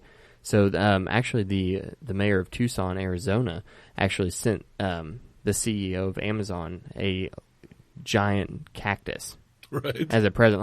Like, oh look, this is Tucson. We got cactus here, and he's like, okay, like, I mean, none of these things really matter, and that was a point that was made by some of the people in the Economic Development Commission or something up in Indy. They were talking about was, do we want to do anything like that, or is that showing off? Like, is that too showy? So what their strategy was, where you're going to apply for it, we're going to apply for it, and we are going to leave it at that. So Indianapolis applied for it. They said, we meet all of your qualifications. We have the people who need the jobs here, and we are we're basically really want this, but we're not going to do anything. Like, Stand on our head or anything. Right. Yeah, you either want us or you don't. The and part we of don't it, care. That's the biggest thing. Like if you watch TED Talks or like even How I Met Your Mother and stuff like that, like you always see and you always hear like dating advice. Like, what's the biggest thing about dating advice? You don't tell the girl that you're expressly interested, right? Like, that is like you want to play hard one. to get in your solicitation. That's the way Clay got Boar's head. He played hard to get until they came in. Exactly. Yeah. We played hardball. So I mean, and that's what they're doing. And like Austin, Texas never even applied for a bid. San Antonio. San Antonio, yeah. Okay. They passed. And that's the part that, if there's 230 cities that are doing it, I know Wisconsin, there was a massive thing that Wisconsin got earlier this year, probably 10,000 jobs, and they gave away just an unbelievable amount in tax incentives. This thing, the price tag that government's going to have to pay, I've got the sneaking suspicion that some of the deals that these guys are offering up to Amazon is going to be well beyond what I would be comfortable doing. So it'd be great for you, but at the same time, God only knows what in the world, what would you have to sell or what you have to do or what you have to give away. Whether it's land or tax abatements or, truly cash payments or what's going to happen. There's a good chance of that. But what you're going to see as the actual final transaction, it'll be an interesting case study to see what it is. I'd love for it to be in Indianapolis or anywhere in the Midwest would be helpful. Absolutely, sure. If it was Chicago or Detroit or Cincinnati or Cleveland or Columbus or any St. Louis, Louisville, any of those communities would be I think we would still see a benefit for the Midwest and to our area. Going off like Bubba Gump over here. Yeah, welcome Chicago, to a guy. Indianapolis. Welcome to a guy that Minneapolis, travels the Midwest St. for Louis. sales. I'll be happy if it's in Dayton, for God's sake. I don't care. Dayton, Toledo, Sydney. Any of the cities. There you go. So anyway, Yeah, but I just thought it was interesting all the money that some of these other cities were throwing into this. Like, because to me, it never would have crossed my mind to make a website for the city. Right. You know, like I wouldn't have ever thought about that. Make and a that was website for your bid. Yeah, and that was one of the things that was brought up. What you were saying in the Indianapolis Star, because that's where I got a lot of this info from. Was from the Indy Star, and they were talking. There's 238 cities. If your plan really is to sit back and do nothing, then are you just going to get lost in the paperwork shuffle? There's that possibility. Yeah, absolutely. But I mean, I think that we don't have to necessarily throw ourselves to the wind yet, because I think Indianapolis speaks very well for itself, though. I mean, I think the FFA, the FFA people are here now. Shout out to Weston County and Newcastle, Wyoming, and their FFA watching from Rush County today, and others. But the FFA's here. They hosted a Super Bowl. They do the NCAA Final Four. You get the Indy 500. Indianapolis is known is kind of a known commodity, and a lot of folks come through here, and centrally located. And it's centrally located. Yep, right. They've got Salesforce, and they've got a pretty strong tech community as well. Obviously, nobody's going to have 50,000 trained workers to start immediately or whatever that's going to be. And we've got the international airport that has a flight a day to Toronto, and now they're going to have one to Paris or London or somewhere in Europe. So I guess it ticks that box too. So I guess we'll watch from a distance. And the donut counties around Marion County, I think the population density is such that they could come up with 50,000 workers if certainly if the pay was right, the benefits were right. Absolutely. And my guess is Amazon takes pretty good care of their people. Yeah, I would think you're going to do all right. Right. And of course, Amazon probably has a presence darn near everywhere now, but they've got a strong warehouse presence here. So then, with that, we're talking about government subsidies at old Kid Rock. We mentioned him on the last pod. We did talk about it. It's kind of a story we've been following. Yeah, he dropped out of the Senate race, and I had just said in our We're Libertarians chat this week that my personal the most hated libertarian in the country for me is a guy named James Weeks. He's the guy that went up, who's running for national chairman at the Libertarian Party. See Clay in Orlando. He ran against Nick Sarwark, our chair. And he went up to the podium. We're live on C-SPAN, being Memorial Day weekend last year, being broadcast to the world. And the guy starts dancing to music. He starts playing, and he strips into his underwear on national TV. Oh my gosh! Not just his underwear. He strips into a. You didn't see it? He strips into a banana hammock. Oh, it's bad. God. It was horrible. So this guy is dead to me, and Not he just was tidy whities. He's the guy that the Michigan Libertarian Party apparently is running for the Senate seat. So it was going to be James Weeks versus Kid Rock versus the incumbent Democrat senator. Yeah, and it was I going to be don't just a have clown any of show you of a race. guys. I know I mentioned it on one of the last podcasts. Have any of you guys mentioned or watched one of Kid Rock's speeches? Because he'd been traveling around and playing shows. I think it's just up in Michigan. It was just all local band shows because he wasn't touring or anything. But he was giving speeches. Like they would bring out a podium onto the stage and he would give a speech, and it wasn't like it all rhymed, like he'd pre-written it. Right. So he would go along with this rhyme scheme, like, he was a rapper. Yeah. And he'd be like American people are now in the know, so that means that corrupt politicians have got to go. And then the band behind him would go, and he'd give like a 6-minute speech like that, and then he would lead into a song. Right. And it was, for me, it was like the most ridiculous thing I'd ever seen in my life. But all these people that are in the crowds are like absolutely loving it. Like they're like, if you're a Kid Rock fan, you're going to love it. Yeah. Yeah. And it was. Yeah. But I'm sitting here like it's hilarious to me watching it. And then he comes out this week and he's like, in an interview, and they start asking him about his possible Senate race, and he's like, no, he's like, F no, like I'm not doing that. And I'm like, what the heck? You've been given like these speeches talking about how you're going to run, and he's been selling bumper stickers, he's been selling T-shirts, he's been fundraising on his website. The article I read about it, he basically told his guys, there's no way I'm doing this, but let's run with it. Let's have fun with it. Right. Let's see. Let's take it so far. He already had a tour planned for next year. Like it was obvious that it wasn't going to happen, but at the same time, like I'm thinking, he's like, this guy's really doing it. Like we're going to have. I had wondered. Yeah, we're going to be in a place in American politics where Donald Trump, the star of. Well, the WWE wrestler at one point. Yeah. Is president. And then freaking Kid Rock is a senator? And Al Franken, by the way.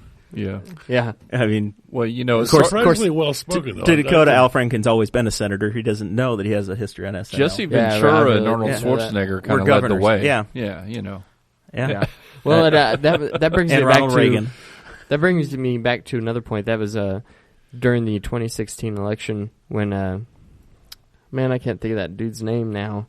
That he's the older guy, got the beard, and he wears the boot hat. Do you know who I'm talking about? Yeah, I can picture him right now. Yeah, there's a famous picture of Rex Bell with him. I don't know his name now. No, but there was an interview with him, and and they were talking about. Well, you kind of introduced. Somebody will answer it for us in the chat. Yeah, and they started talking to him, and if you don't know who I'm talking about, then he's an older guy with a great Vermin Supreme. Yeah, Vermin Supreme. That's right. He's got the great big gray beard, and he wears a rain boot on top of his head as a hat, and he runs for the presidency every 4 years. He runs for That's about as often as you can do it, I think. Yeah. Every 4 years, he runs for presidential election as an independent, and he promises free ponies, and Free Ponies and I think he was going to something fight else. some sort of a fictional character. Yeah, too. he's just ridiculous. Like, that's his whole point. And that kind of is how it began. Like, I'm going to prove to people how ridiculous politics is. Like, Right.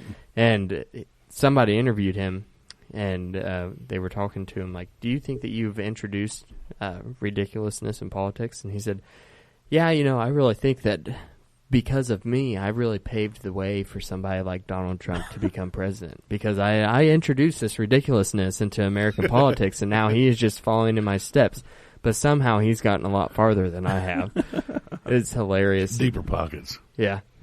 I'm sure that's what it is. Vermin just lacked the funding. Right. That and Mike Pence chose to run as his running mate instead of Vermin, so it was That that put him over the top. That probably did tip the scale. Well, I'm So sure did you that work totally off track? Did you work with the vice president at the Rushville radio station at the time? It's funny you should ask.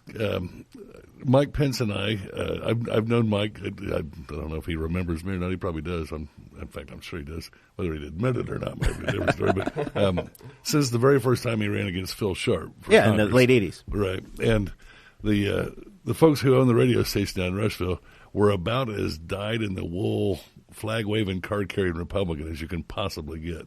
And they embraced Mike's candidacy and brought him in, and prior to his Network Indiana Mike Pence show, he did a weekly show on WRCR radio out of Rushville called This Week in Washington or Washington This Week, something to that effect. Oh. And he and Sharon Dysinger, who was the wife of the station owner, spent an hour or 90 minutes. He'd basically bring in newspaper articles that he'd clipped and made little notes in the margins, and it was news and commentary featuring Mike and Sharon. That's a lot like this show, Kevin. Well, Very not much so. terribly dissimilar. maybe I'll be vice president one day. Well, you never know. Well, Mike Pence wouldn't drink on camera. Well, you know what? I'm sure of that. Yeah, I'll just run as a Vermin Supreme's running mate. So I've known problem. Mike a long time, and actually I went over to the coffee house over near Richmond, a big underground railroad that Levi Coffin. the Coffin House. Yes. There you go. And he showed up, and as it happened, he happened to pull up very close to where I was standing, and as he got out, I said, "Mike Pence." And he looked at me and goes, "Mr. Green." So he does remember me. There you go. For Mr. what that's Green. worth. I know, right? I thought that was my dad's name. Oh, man. Well, so the My guy... claim to fame. But there I you knew, go. I knew Mike One of the back things I when. want to talk about, though, with Kid Rock, could he have? Do you guys think he stood a chance in this race? Given today's political climate, I think almost anything's possible. Yeah, I mean, I'm sitting here thinking about it as I'm writing these show notes today, and I'm thinking, none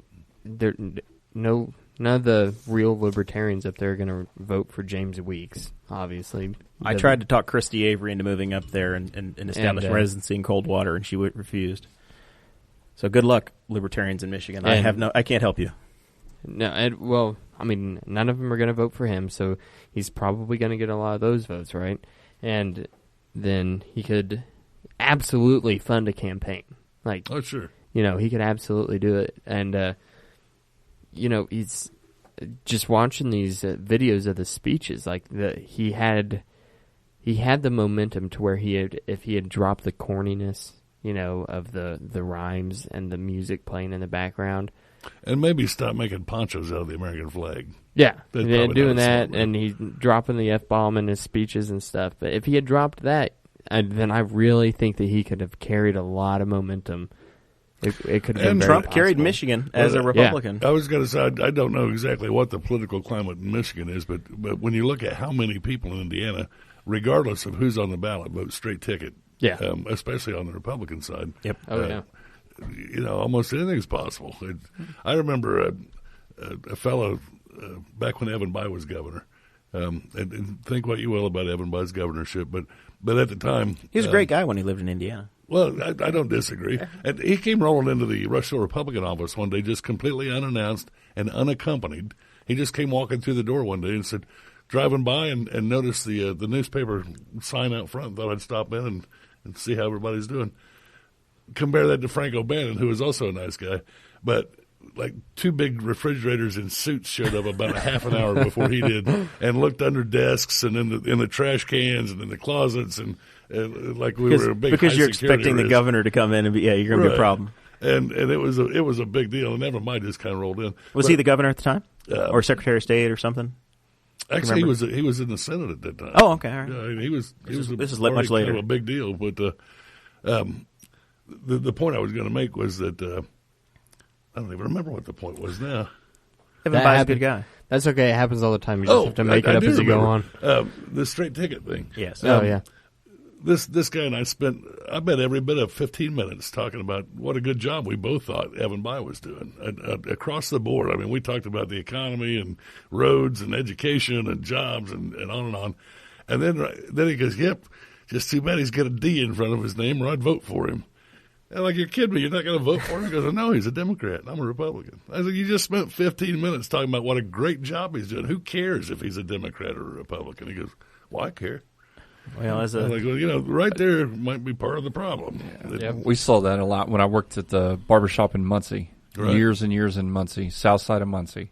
strong Democrat union town. Same story, but the other way around. Right. Yep. We would sit in the shop, talk, agree on just about every single topic. They would complain till they turned blue in the face about their situation. But every election cycle, vote for the exact same way. Right. Exact same people, all because of what you just said. They matched the party. Right. And that one of the reasons I believe that we keep sending the same people back to Congress. Congress's approval rating is something like 23% or something. And yet everybody says, well, they all suck except my congressman. He's Exactly. doing a good Everybody job. wants everybody else's idiot out of Congress. Right. Except their own. That's exactly And right. He's doing a Exactly. great job. You know. Exactly. I hope he spends 100 years there. Yeah, you hear all the time. You're like, Clay, do you want to speak on our current congressman? Hey, I like our current see, congressman. that's the answer we always get. I love our guy. I like our guy. That's like. I like Luke. He wants Luke to have a promotion. You know. And well, he's one guy that I've got to know personally. So. I want Luke to come on the show. I really like but, him. Clay hasn't delivered on that yet. Yeah. Not yet. We'll see. Can you imagine the inspection that you'll have a member of Congress come through your home? That's fine. I got nothing to hide. Drug sniffing dogs coming through and Bring it checking on, you, boys. turning over tables. I'll just Looking show him in trash Daisy. I'll say, cans. look, I got my own drug They actually, sniffing when dog. Obama was coming, they actually looked in trash cans. I was like, what do you think you're going to find? Well, it might be a bomb or something. I was like, well, for God's sakes, let me know if you find one. I don't want to be here. I don't care if the governor's coming or not. I'm out of here. Exactly. Oh man! All right. Well, the last little thing we had on the list here, interesting little thing happened this week. Our Mike Pence's replacement, Governor Holcomb, was in a political ad in Illinois. So I didn't know that. Yeah, he Scott Walker of Wisconsin, the Republican governor, and a guy named Eric Greitens, who's the Republican governor of Missouri, all had it's on YouTube. We'll link it. It's Greitens. I thought it was Greetens. It could be either or. Okay. Yeah, Greiten. He's the governor of Missouri, and it's an ad for Bruce Rauner, who's the incumbent governor of Illinois, Right. thanking the Speaker of the House, Mike Madigan, for creating such a hostile environment for Illinois workers. That all the governors are here saying thanks for all the jobs. We got you make us look good. It was hilarious. Like So I loved it. We'll cue it up here. So funny. Oh wow. We'll Yeah, cue it you- up. you have to and play get it you on the our- audio. Play it over our little audio maker here, but it's like But it's Eric Holcomb is standing there. And he goes, thanks, Mike, for bringing jobs to Indiana. Then we're growing union jobs faster than Illinois is. Here we Thanks, go. Mike. This is the first time. This is the This is the first time this has ever happened. very big deal here. I'll on have to Boss see if Hog anybody Studios. can even hear it. Yeah, this may blow everybody's ears. There's no Yeah, telling. that's This is what I'm worried about. We are playing with live ammo, Hey, ladies we're and gonna gentlemen. hear it. All right, so this is thanks, Mike, Bruce Rauner of Illinois. Say thank you Thanks, Mike Madigan, Thank you for raising Illinois taxes for blocking Rauner's reforms and helping create new jobs in Indiana. in That was Eric Wisconsin. Holcomb. in Missouri. Our economy's on fire. We're growing good jobs. And we're growing union jobs faster than Illinois. So we owe you. Huge. Hoosiers love you, Mike Madigan. Cheeseheads love you, Madigan. Big fans here in Missouri. big time. Thank you, Mike. Thanks, Mike. There you go. Thanks, Mike. Thanks, Mike. We appreciate it. Wow. That was whoever the marketing or campaign marketing person that came up with that. You was, never even said the name of your own genius. candidate. You just pick, it got our attention Well, more in Indiana, right? That's what was so good about it. Like, it wasn't so strictly political, like, well, Mike Madigan, he did this. That's taking a But- political ad at a different angle, isn't Yeah. it?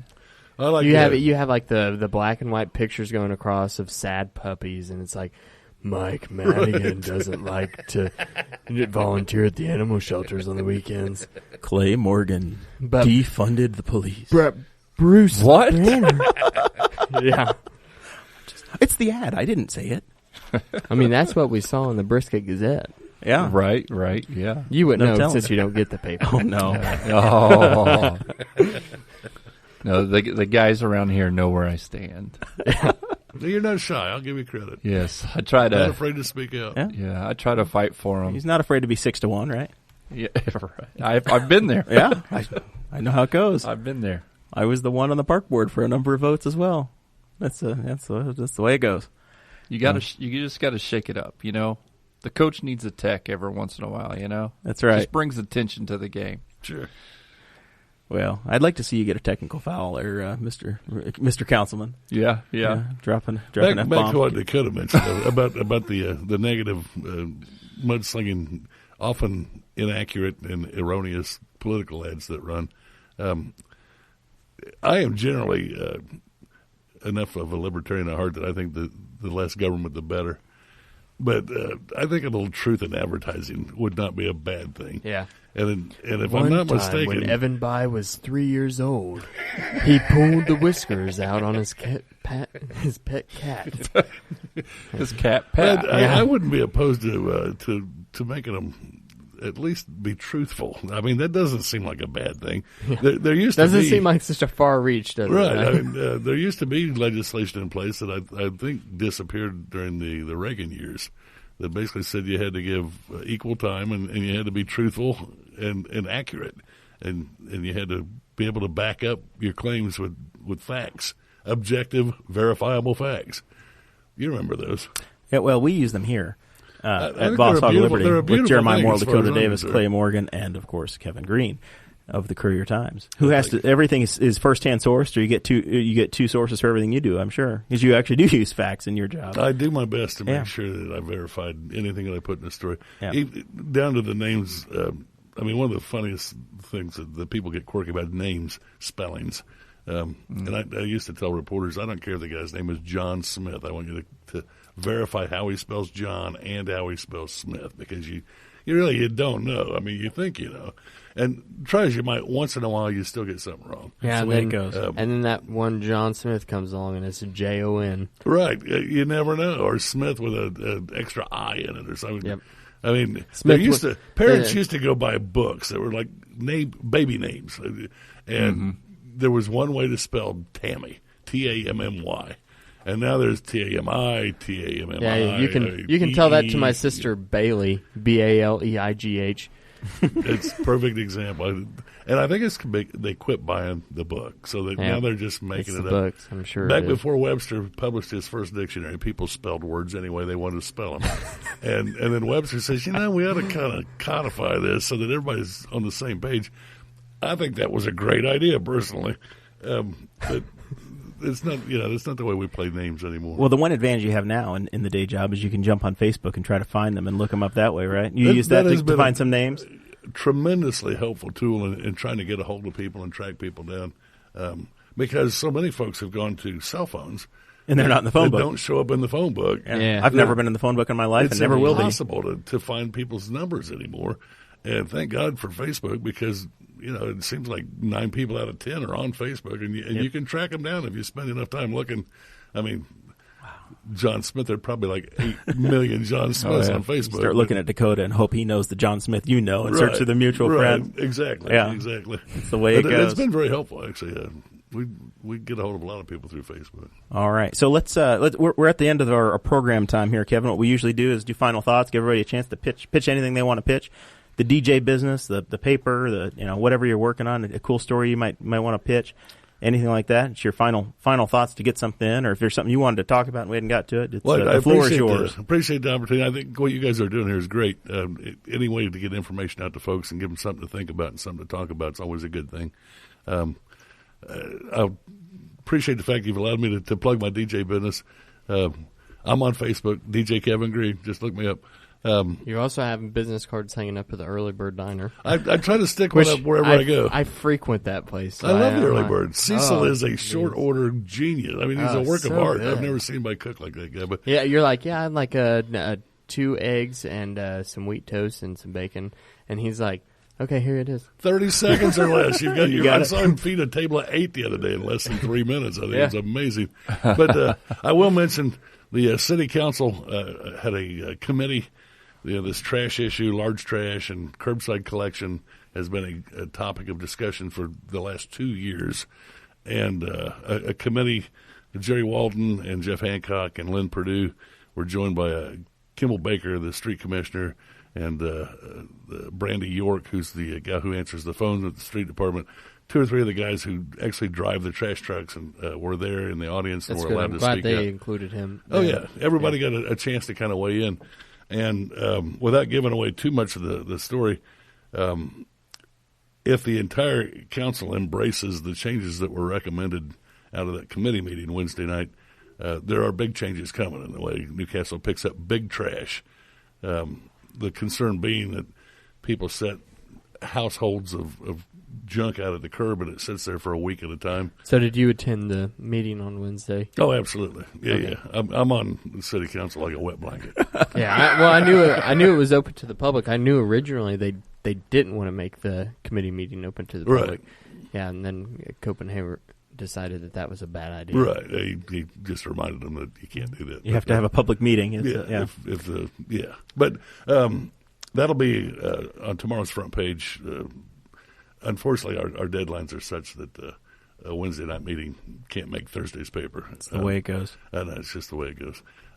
So I would encourage, particularly Newcastle residents who have a stake in this, to be sure to pick up a copy, read your neighbors, look it up online. You actually get 5 free visits to the Courier Times website a month. So even if you're not a subscriber, if there's something of particular interest, I used all those up. That's why I had to start subscribing. That's the way it goes. He's like a newspaper dealer, man. You get your taste, and then you got to go pay for it. Absolutely. Man, give me some more of that. That's so good. That's going to be a big story. And frankly, and I'm not going to make any friends here, but as an outsider looking in, I'm not from Newcastle. I don't live here now. I didn't grow up here. This community has it unbelievably well. The city will come by and just haul off all your crap and not charge you for it. Nobody does that. Down in Rushville, they provide a central collection site 8 a.m. to noon on Saturdays. And it's $25 a pickup truck load to take stuff down there and dump it. If you set anything that won't fit in your trash tote out at the curbside, anything, including a bag of trash, they leave a little door hanger that says you got 24 hours to get that crap off our curb or we're going to fine you $100. And they do. Yeah. I mean, they come back and they give you a ticket for $100. I was totally against them doing away with this at first. Right. Very adamantly against it until we got to talking. I got to thinking. I got to looking at what other towns did. Right. And 16 tons of large trash at $150,000 last year. Yeah, and see, that totally changed my opinion because it's like what we talked about. This is going to open up a whole new market for people to post, especially I tell people all the time there's never been a better time for a free market to flourish than absolutely. the 21st century with the internet, with everything that we have, all the constant communication that we can be in with people. If you got something you want picked up, so you put it on Facebook, and some guy, you have 3 different offers by sundown to pick it up the next day. Yep. And it'll be gone. I'll pick it up for $10, buddy. There you go. It's amazing too what people get used to. Right. They expect. Yep. And so what I mean by that is I grew up in the country. We didn't have trash service like that. Right.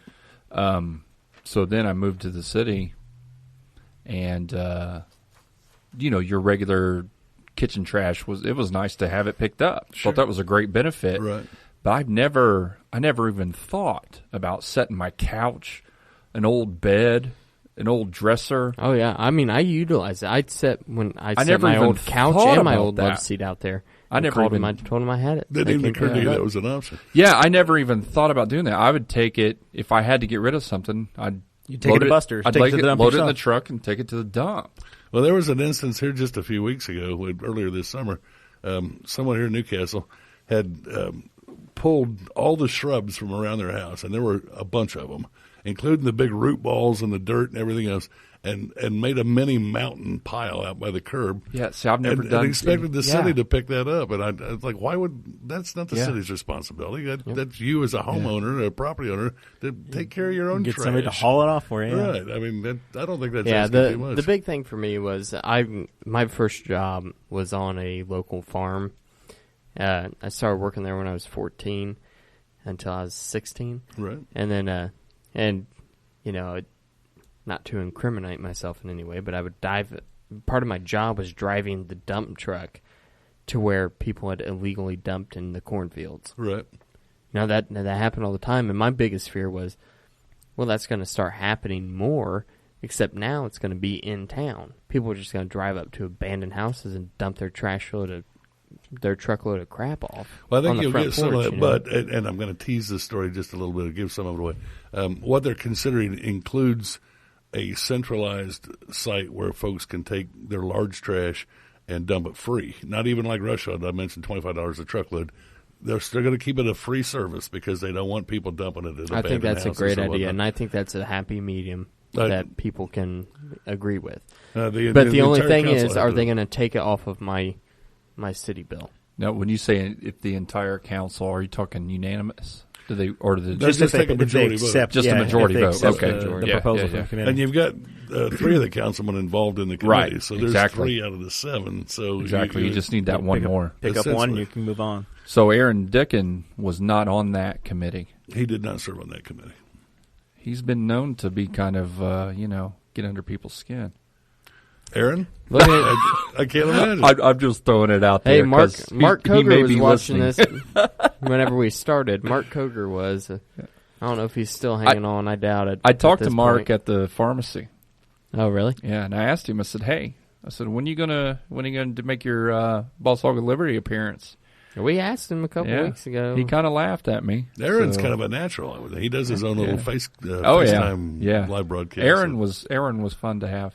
Aaron was a good We one. had him on a couple weeks That's ago. what I did. The sign up there. If you're a Politico and you've run for office, bring your sign up and we'll put it up in the studio. Yep. Well, Aaron Kevin- Dickin didn't bring his, or not Aaron, but We don't have Darren Jacobs. We don't have one of Darren's yet. We'll get it. We'll get it up here at some point. So, thank you very much, Kevin. We look forward to reading that in the papers Friday. What a blast. And, I appreciate it. Yeah, this has been fun.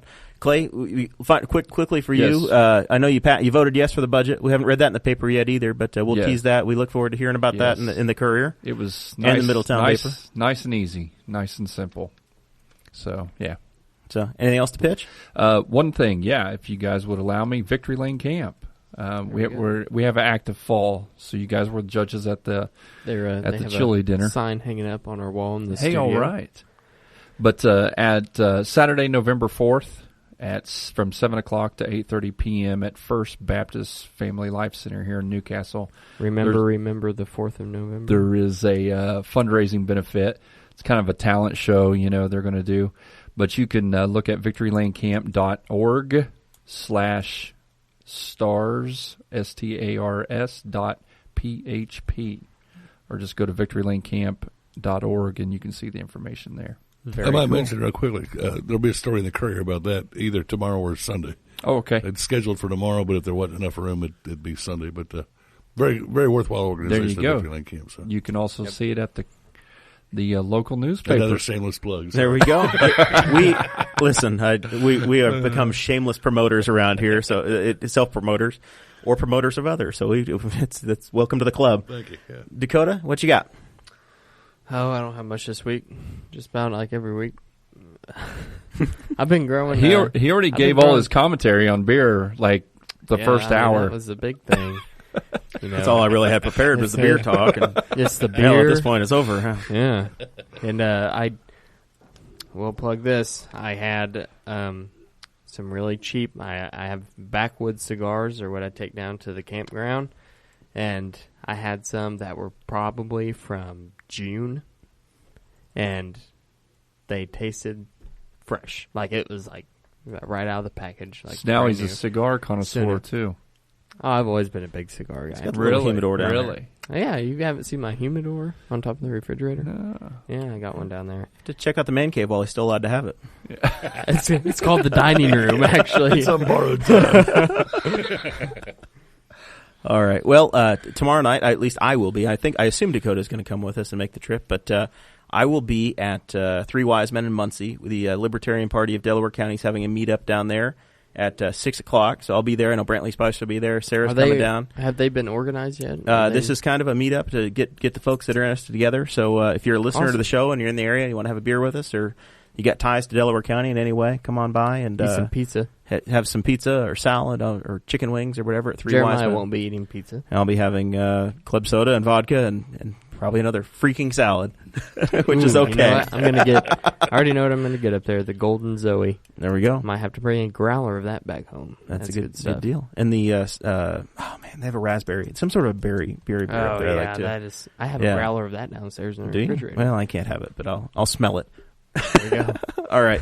We appreciate the support of everybody that does the show. Really appreciate Kevin coming by, and of course Clay's commitment to us. Yep.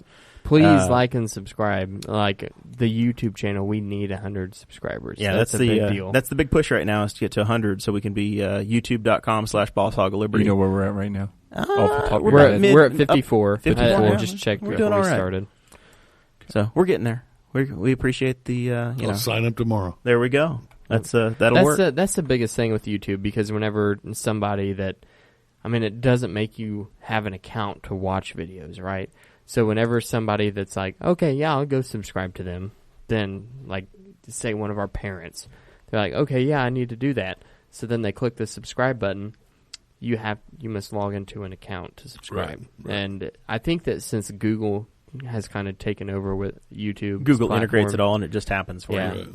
It's made it better. Well, that's how we grow. The show grows by people liking, sharing, supporting. If you go in, rate us 5 stars on Facebook or on iTunes, of course. 75% of the listens are on iTunes. Even though I don't carry an Apple, I don't listen on the iTunes or whatever on the Apple stuff. That drives the majority of podcast traffic. It's almost all on iTunes. So that's the main show. But of course, we've added the video, and we're on YouTube, we're on Facebook. So any way you consume it, we appreciate it, and we'll see you all next week. I think we've got Americans for Prosperity scheduled next week. So that's your next next week. Next show. You can all look forward to that. And That'll be interesting. It'll be tax talk. Everybody have fun with that. Exactly. We'll see y'all next week. Thank you for listening to the We're Libertarians Network. Get our other shows at We'reLibertarians.com.